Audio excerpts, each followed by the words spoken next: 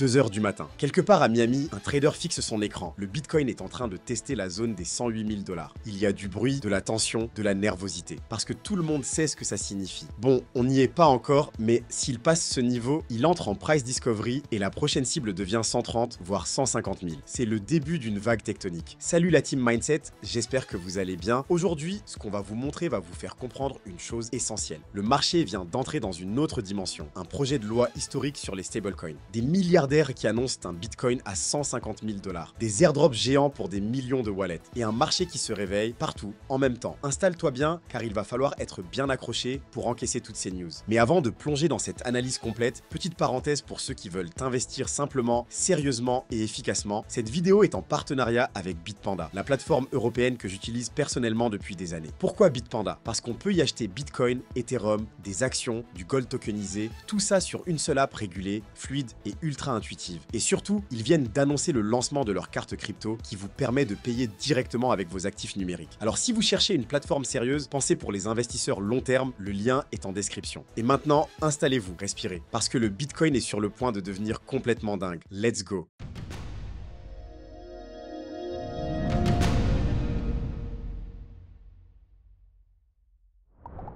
Imagine un monde où chaque citoyen possède une clé d'accès direct à Bitcoin. Pas via un exchange, pas via une app compliquée, mais intégré nativement dans son smartphone avec un wallet stablecoin approuvé par l'État. Ce monde, c'est peut-être le nôtre dès lundi. Aux États-Unis, un texte de loi s'apprête à passer au Congrès. Un texte discret mais explosif, le Genius Act. Officiellement, c'est une régulation des stablecoins. En réalité, c'est le socle légal pour une adoption massive de la crypto à l'échelle nationale. Le plan est simple, créer un dollar numérique adossé à la dette américaine, 100% régulé, 100% programmable, un stablecoin made in USA, et le distribuer via une application que chaque Américain pourra télécharger ou recevra automatiquement via son compte bancaire. Et ce détail change tout, parce que ce wallet, c'est bien plus qu'un simple outil de paiement, c'est un cheval de Troie technologique, compatible Ethereum, Solana, Bitcoin. Autrement dit, un on-ramp direct vers la finance décentralisée. Les stablecoins deviennent la passerelle. Mais derrière, le marché crypto entier se prépare à absorber des milliards de liquidités. Et ce n'est pas une hypothèse. C'est inscrit noir sur blanc dans le projet de loi. Une infrastructure légale qui transforme chaque banque, chaque néobanque, chaque fintech en accélérateur de l'adoption crypto. Ce qu'on vit là, c'est l'inverse de l'interdiction. C'est la régulation pro-crypto la plus avancée jamais votée dans une démocratie occidentale. Et si elle passe, la prochaine étape est claire. Chaque citoyen connecté devient un utilisateur crypto, même sans le vouloir. Ce n'est pas encore un bouleversement monétaire, mais c'est déjà un changement de paradigme. Et ça, le marché l'a parfaitement compris.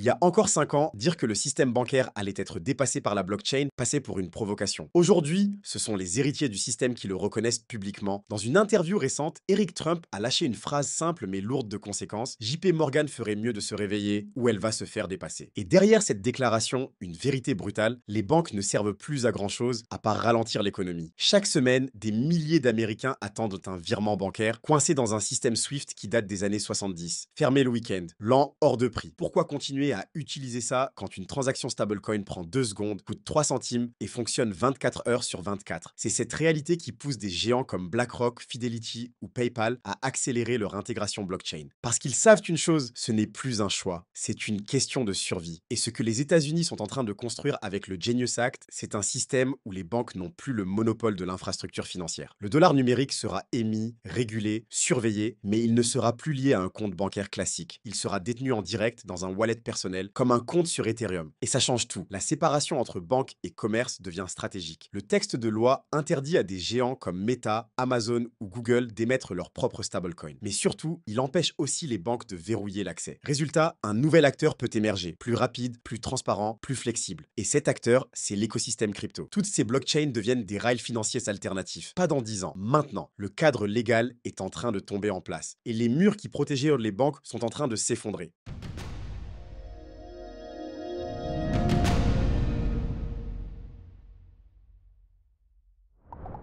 Quand Michael Novogratz parle, Wall Street écoute. Ancien de Goldman Sachs, ex-gestionnaire chez Fortress et aujourd'hui à la tête de Galaxy Digital, il ne se contente pas de commenter le marché. Il le façonne. Et ces derniers jours, il a été clair, le Bitcoin va chercher entre 130 et 150 000 dollars. Et c'est logique. Pas euphorique, pas spéculatif. Logique, parce qu'en réalité, le Bitcoin n'est plus vu comme un actif spéculatif. Il est en train de devenir une infrastructure monétaire parallèle. Novogratz explique pourquoi le monde entier continue de vouloir du dollar. Mais ce dollar, quand il passe par les banques, il devient lent, flou, restrictif. Avec un stablecoin adossé au trésor américain, on obtient la même devise, mais sans les contraintes. Et surtout, ce stablecoin devient une rampe d'accès vers le Bitcoin. Et ça, c'est ce qu'on appelle une bombe d'adoption. Imagine un pays où chaque citoyen peut, d'un clic, convertir des dollars numériques en Satoshi, sans friction, sans onboarding compliqué. C'est ça que voit Novogratz. Une connexion directe entre masse monétaire digitale et actifs décentralisés. Et plus encore, il compare Bitcoin à l'or. Sauf qu'il y a un écart monumental. L'or, aujourd'hui, c'est 22 000 milliards de dollars d'actifs. Le Bitcoin,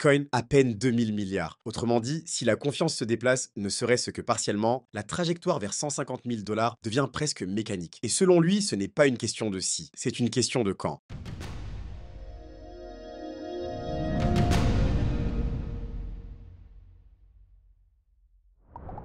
Pendant que le narratif institutionnel pousse Bitcoin vers les sommets, un autre moteur se met en marche, les altcoins. Et cette fois, l'impulsion ne vient pas d'un pump artificiel, elle vient de Cardano, ou plutôt de Midnight, une sidechain confidentielle développée par Charles Hoskinson, le fondateur de Cardano. Et pour la lancer, il a décidé de frapper fort. Un airdrop massif, nom de l'opération Glacier Drop. Cible, plus de 37 millions de wallets. Et ce n'est pas réservé à Cardano. Si tu détiens du Bitcoin, de l'Ether, du XRP, de l'AVAX, du BNB ou même du Basic Attention Token, tu es déjà éligible. Pas besoin de s'inscrire, pas besoin de remplir de formulaire. Les tokens seront largués directement sur les portefeuilles compatibles. L'objectif, faire connaître Midnight, mais surtout réactiver les communautés, faire revenir les holders endormis et remettre les altcoins sur le devant de la scène. Parce que oui, depuis plusieurs mois, le narratif était entièrement capté par Bitcoin et les ETF. Mais les blockchains alternatives ne sont pas mortes. Elles évoluent, elles s'adaptent et elles préparent le terrain pour la prochaine vague. Cet airdrop, c'est aussi un stress test, un test de répartition, un test d'infrastructure et surtout un signal fort. Le bull run altcoins n'a pas encore commencé, mais les premières secousses sont là. Et dans ce type de phase, ceux qui sont attentifs, connectés, informés ont toujours une longueur d'avance. Et on n'a pas fini avec les news explosives.